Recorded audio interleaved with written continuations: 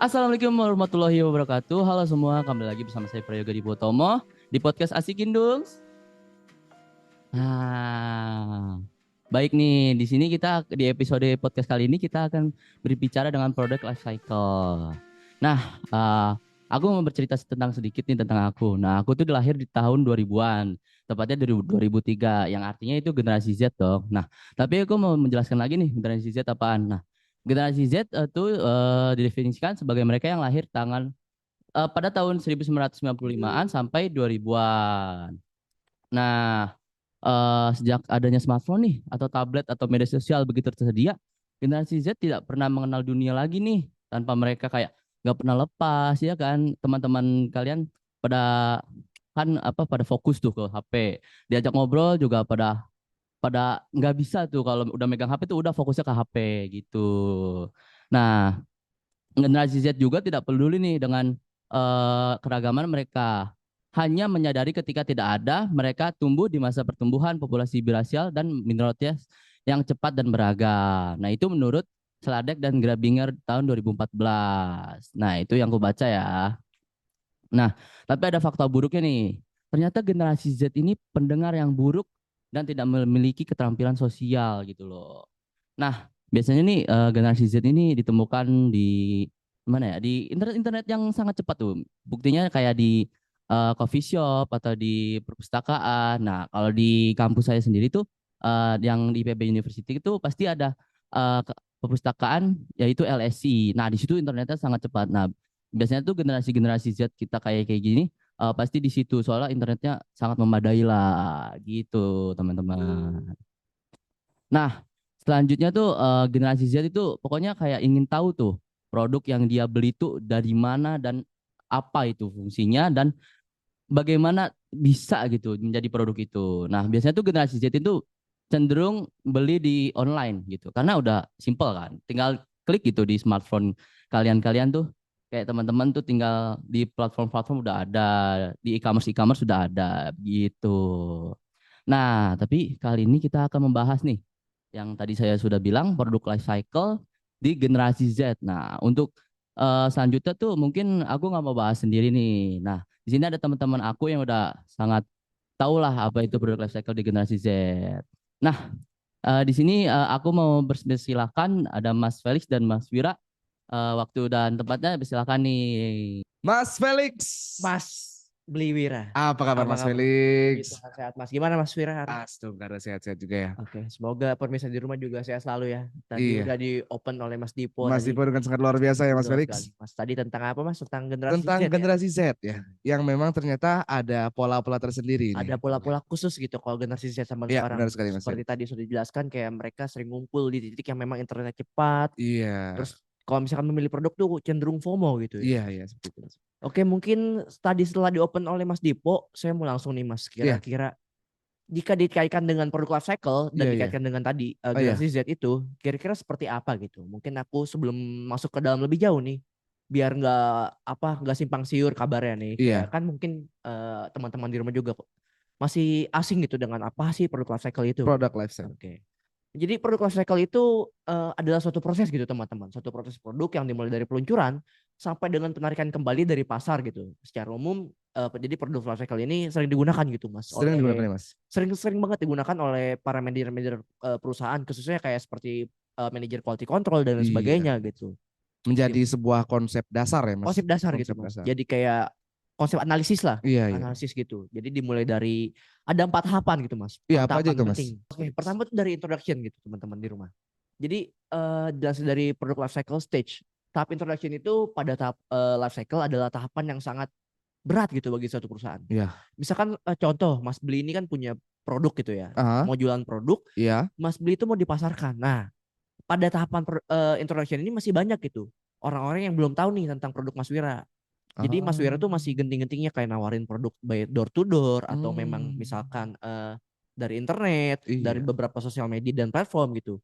Masih belum banyak nih yang tahu produk Mas Wira. Jadi Mas Wira tuh masih mulai memperkenalkan produk tersebut gitu. Aha. Nah, setelah Mas Wira memperkenalkan produk tersebut, masuklah ke tahap yang kedua. Tahap kedua. Ya, tahap yang tadi itu Mas. Tahap yang kedua itu adalah tahap growth, Growth. tahap Oke. pertumbuhan gitu. Ah. Pada tahap ini produk Mas Wira tuh misalkan tadi Mas Wira kan jualan ya, udah Mhm. tahap introduction, sudah mulai mengiklankan produk kemana-mana. Iya. Di tahap growth ini sudah mulai banyak nih orang-orang yang mulai tahu tentang produk Mas Wira, Oh, sudah mulai berkembang sudah mulai seperti ya, Mas. berkembang. Oke, Jadi oke, orang-orang oke, tuh I sudah see. mulai menaruh kepercayaan lah, Oke. sudah mulai menaruh kepercayaan kepada produk Mas Wira tersebut. Aha. Tahap selanjutnya ke tahap yaitu maturity atau Maturity. kedewasaan. Oke. Jadi Berarti setelah dia apa namanya di boost dari bawah introduction, betul, setelah dia kemudian mampu berkembang mampu. growth, selanjutnya apa lagi nih Mas di maturity ini Mas? Di maturity ini tahap yang paling ditunggu-tunggu oleh setiap perusahaan gitu. Waduh, kenapa gitu Mas? Karena tahap maturity adalah tahap di mana Mas, misalkan tadi kan produk Mas beli ya, Oh iya. Mas beli Wira, tahapnya itu produk Mas Wira itu sudah tahap profit yang paling tertinggi. Waduh. Jadi bisnis Mas Wira, produk Mas Wira ini bisa dikatakan sudah berhasil lah. Keputusan tadi diambil pada tahap growth sudah Iya. berhasil mencapaikan produk paling tinggi, profitnya paling tinggi Profit gitu. paling tinggi. Profit paling tinggi. Pada Oh, tahap selanjutnya yang terakhir itu tahap declining. Gitu. declining. Oke, Ya. dari namanya penurunan. Jadi Ya. apa itu Mas? Jadi dari artinya kan penurunan ya. Dari tahap declining ini jadi tahap penolakan di mana tadi dari tahap maturity mulailah pada tahap penurunan di mana produk Mas Wira ini mungkin konsumer itu udah mulai bosan lah, Mulai bosan. mulai bosan. Oke. Mungkin mereka ada beberapa faktor, mereka antar ngelirik produk baru, Nah, ngelirik produk sejenis, kompetitor dan lain nah, sebagainya. Itu dikarenakan karena memang dia itu para perusahaan tuh terlalu nyaman gitu pada terlalu nyaman. terlalu nyaman. Oke, Nah, berarti dia semacam sebuah siklus yang memang dalam suatu produk itu tidak berhenti-berhenti, tidak Mas. berhenti Mas, selalu Oke, cycling. oke. Selalu cycling muter Oke. gitu. Berbicara mengenai produk life cycle ya, nggak lengkap rasanya apabila kita nggak ngasih tips sih, Mas, ke Betul. generasi Z di rumah mengenai faktor-faktor Faktor. yang sebenarnya bisa mempengaruhi kecepatan produk itu menurun ya.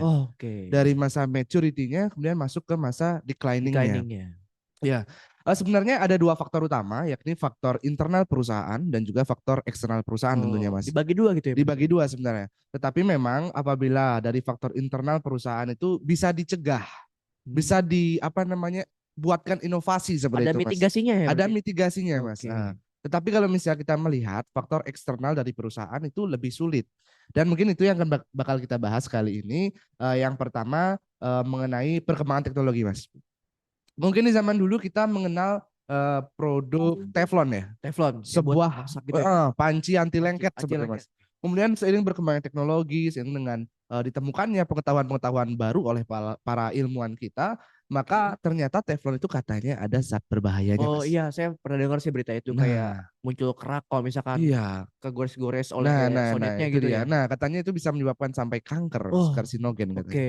Nah, itulah yang menyebabkan produk Teflon ini akan cenderung masuk dari maturity-nya itu ke fase Langsung declining-nya, Mas. declining gitu Iya, ya. seperti yang Mas Felix sampaikan tadi.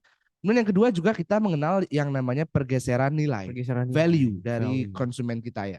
Melansir dari Proof Factor ini, Mas, Oke. pergeseran nilai ini disebabkan oleh visi serta pandangan masyarakat yang memaksakan persyaratan pada bahan dan produk tertentu. Oke. Nah, contohnya nih, karena kita saat ini sedang fokus sekali dengan isu pemanasan global ya, Betul. global warming, sehingga mungkin produk-produk yang kurang ramah lingkungan, Mas, Oke.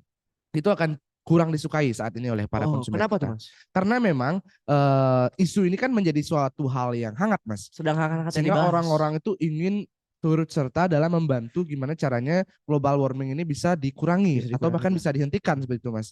Nah, sehingga produk-produk kalau misalnya kita mengenal dulu sedotan plastik, itu sekarang sudah jauh sekali. Dari segi fasenya mungkin dulu ya sedang jaya-jayanya dengan penjualan yang luar biasa, karena hampir seluruh minuman memakai sedotan plastik. Betul, ya apa-apa memang Iya. sedotan plastik terus digunakan. Bahkan semenjak ada isu pemanasan global ini langsung menurun, bahkan ada produk baru seperti sedotan dari stainless ya. yang bisa digunakan kembali ya, reusable lah, Mas. Reusable, oke. Oke. Dan yang ketiga juga kita mengenal perubahan tren. Karena seperti yang Mas Felix sampaikan tadi, memang Gen Z ini mempunyai kecenderungan untuk FOMO ya, FOMO. fear of missing out. Betul. Yaitu takut untuk ketinggalan tren Ya, terkini gitu. betul sekali, Mas. Memang beberapa kawan saya juga ya. Saudara saya masih kecil apa-apa. Ini apa nih? Oh, aku mau juga nih, aku mau juga. Ya, Iya. gitu sih. Memang ikutan tren lah. Yang seperti itulah, Mas. Sehingga produk-produk yang memang kurang memiliki inovasi terbaru, kurang yang mengikuti perkembangan zaman, itu pastinya akan kurang diminati. Betul. Karena begitu kita melihat sekarang ya di produk-produk yang ada tersebar di pasaran kita itu inovasinya itu bisa dari hari ke hari. Ada saja inovasinya, Mas. Jangan jauh-jauh lah, kita lihat smartphone. Itu setiap tahun sekali pasti ada aja Ada yang inovasi selalu yang terbaru. baru sih. Iya. Itu saya heran, memang minat dari Gen Z itu luar biasa, ingin selalu hal yang baru, Selalu hal hal yang yang baru.